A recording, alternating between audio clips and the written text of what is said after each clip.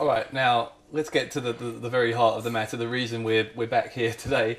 You've touched on it already, but as you say, some 33 minutes of the interview we filmed last week has been it's been denied for release by after we've sought advice from the Grapple Group's legal team, and then FWA Managing Director Tony Simpson said no. Which was a wise move. In hindsight, after watching it back, I'm glad he did, because I would have put it up and then regretted it.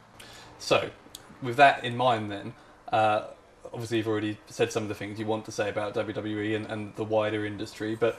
Oh, I've not said any of the things. Well, I've not said any, Let's give you the chance now then to say again the things you said on that interview that won't be released in a different way that's legally acceptable. Yeah, okay, well, I mean, the first thing that I want to say is... since the interview, since we first recorded the interview, I thought to myself, well, it's not really fair for me to assume that it's the WWE's responsibility to fix our industry. It isn't, okay? They were partially responsible for the collapse of our industry, but we were more responsible for it. So it's not WWE's job in Britain to do that, okay? It is their responsibility to help the US wrestling industry, and I do believe that they've destroyed the US wrestling industry in a lot of ways. Now, people will say, oh, you can't say that because when WWE does well, everybody else does well. But that's not helping someone. That's not helping someone. That's like the difference between going and buying a homeless person a sandwich or throwing a sandwich on the side of the road that you're done with and the homeless person eating it. And you say and go, well, I helped a homeless person. No, you didn't. You threw it on the floor and he picked it up, right? That's what we call in this country the steam off your piss, okay? And it might keep you warm for a little while, but it's not really that sustainable. As soon as you stop peeing up the wall, the tramp sitting next to it stops getting the heat from it, okay? I believe that the industry deserves the support of the WWE, because without the industry, the WWE wouldn't exist. You can't, no matter what anyone says, and I understand, like, here's my take on it. I was very angry. I said a lot of stuff, and I said it in a very, I have theories and I have beliefs about certain things that have been big news stories in the wrestling business, okay, that we were presented as accidents or whatever, and I have my own beliefs about how these things may have gone down, okay, but that's because as we've I have not an overactive imagination. I just don't limit my thinking. Okay, but the point is that I don't believe that, even though there's proof to show me that Vince McMahon has been a bully and he does use wrestling as a way to get out these personal grievances. Just like I said, it's not right for me to go on a fan forum and humiliate people or to get these personal agendas and do them publicly. He's doing this on television. He's not done it for a while, but, there's been lots of examples of it, okay? But we've all done things that we don't quite... as you get older, you look back and you go, maybe that wasn't the most evolved thing. And I did an article, like I said to you, babyface and Hulk Hogan, and then it was until watching his recent actions and then thinking, well, maybe I made a mistake doing that. But I believe anyone can change, because, to be honest, the reason a lot of people dislike me is because I used to be a prick.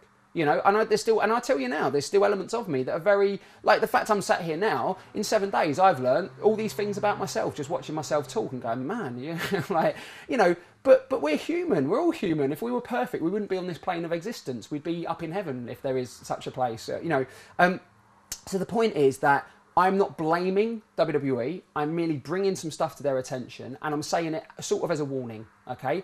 Not a threat from us, a warning as to the writing that will be on the wall, okay?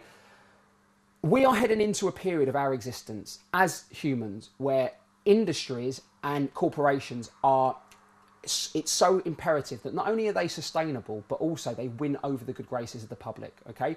People don't really care. Like, I'll give you an example. My grandmother was a civil servant, loves the Queen, Tory through and through until recently. Tory through and through. Sorry, Nan, for exposing your political beliefs.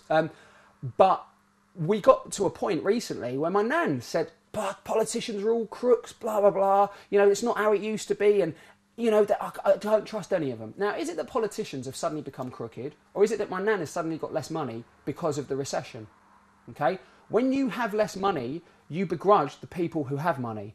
And when you start looking at these corporations and these fat cats that run them, you start realising, hold on a second, I'm giving you my money, and not only are you have more of it than you need, but you're using it irresponsibly and you're squashing the little people that are at my level, okay? Now, I'm going to tell you now, we've been contacted by two groups.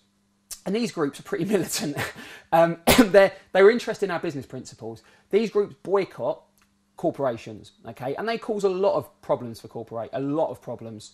I mean, not so much, the problem, the issue WWE has is that if they decided to boycott WWE, it will make no dent in their in WWE's TV numbers, but if they started to stand outside venues and giving their paraphernalia to mums and dads who are taking their kid to see Cena, and they start reading the actual problems that WWE face in terms of being sustainable and being ethical, then that could cause them some issue, okay? Now, we run the company on business principles, and the reason for that is because just like if there is truth in the fact that WWE are borrowing our ideas, it would be because I'm a visionary. Now, hold that thought for a second before you go, Alex Shane said he's a visionary. Let me explain to you what I believe a visionary is, okay? If you are stuck in a room and you don't really want to get out of it, you think you do, but you're not committed to it, okay? And the exit is not obvious. You'll spend the whole time going, we're lost. It's like, oh, why can't I get out of here? Because you're telling your brain the wrong thing. If you truly, truly want to get out, you'll say, right, what is the easiest way to get out of it? And you'll see the door. And people will go, oh, wow, how did you see that? You're a visionary. No, you're not. You're just a guy who's not limited by accepting things as they are. So when I say I'm a visionary, that's not to put me on a pedestal. That's just to say that this open-mindedness I tell you about, which also is sometimes the bane of my existence, I can't watch Sky. I don't watch news anymore. I can't watch news because I see the agenda behind everything, whether I'm correct or not. My brain just spirals out. But that has benefits as well. Your biggest strength is your biggest weakness. So I'm telling WWE right now as a friend, because you're in our industry, we're in your industry, we're in the same industry. If you fall, we all fall. Why? Because you've not reinvested back in it. The fact is that FWA's got a huge tape archive that features guys in WWE. Len Davis has a huge tape archive which features guys in WWE, okay? How did those archives get made? Because we scratched and we clawed and we lost lots and lots of money to help these guys who are now plying their trade on your boards, your ring boards, to give them that opportunity. So the point is that would it have really been such a big deal to give Len, here's some money, run, I like what you're doing, that's good, boom. Like what we do with the company. We are the Grapple Group's a small organisation. We're helping, we're not giving them money, we're giving them resources. Would it have been such a big deal to say, look, this guy's not going to be on TV for 2 weeks, why don't you run some shows with him, it'll up your house, we won't give you money, but we'll give you some assets. And, you know, later on, we'll say, okay, oh, that guy's good, you know, Sheamus, we'll take him, Drew Galloway, we'll take him, Martin Stone, we'll take him. These are all people on, well, 2 of the people under contract, 1 may have a contract, so I'm told. But the point is that these things haven't happened, and that's to the detriment of the industry, but eventually it's to the detriment of the WWE, because what's going to happen is you find, and this is what they have to face, okay? With UFC being cooler and faster and paying better, if you're a young athlete, okay, are you going to go, you know what, I want to go and spend 2 years in FCW being reprogrammed or trained for not very little money so that I can then get a spot in the big dance and be a yes man in the hope that I become one of the chosen few who get that money? Or are you going to think, you know what, I just get my face punched in UFC? And people, the industry is about to collapse. This is a plea. Everybody knows it's true. Anyone who's watching this and thinks this isn't true, I have no animosity towards them, but I believe this is incorrect. Every single industry. Nestle have gone fair trade on Kit Kat, okay? I'm not going to go into my whole Nestle story that I stole from you, but there's a reason they've gone fair trade on Kit Kat. It's the right decision for business, and you are no longer the sole person responsible for your decisions. Your shareholders are. What happens if our friends... Well, I tell you, you know what? I'm just going to say it. Our friends intend to buy shares in your company and turn up to your shareholders meetings and air this stuff.